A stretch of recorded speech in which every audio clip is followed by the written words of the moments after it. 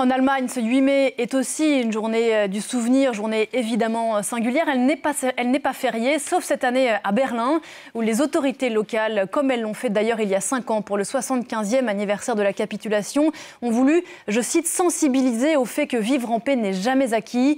Le débat mémoriel est toujours vif en Allemagne, 80 ans après la capitulation du Troisième Reich, un pays où l'extrême droite est en embuscade. Écoutez Caroline Dublé à Berlin. C'est exceptionnel et ce n'est pas le cas les autres années. Il faut dire aussi que c'est seulement Berlin qui est férié. Le reste du pays travaille normalement. Berlin a décidé de commémorer particulièrement cet anniversaire des 80 ans de la fin de la Seconde Guerre mondiale. Ici, il ne faut pas s'attendre à des commémorations en grande pompe, mais environ une centaine de petites commémorations qui sont étendues sur une semaine sur les lieux de mémoire de la capitulation allemande.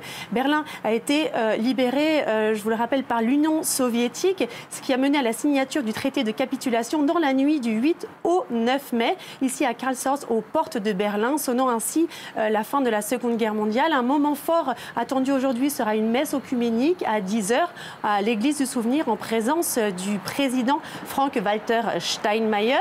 Et si on célèbre toute cette semaine la libération du joug nazi et la fin du national-socialisme, les libérateurs, eux, ne sont pas conviés aux commémorations. L'envahisseur russe n'est pas convié à prendre part à la célébration de la paix en Europe. Donc c'est sous haute tension et sous forte protection policière que les commémorations auront lieu. Tout symbole russe, drapeau ou uniforme sont interdits et les 3 mémoriaux à la mémoire des soldats soviétiques à Berlin seront sous forte protection policière aujourd'hui. Voilà,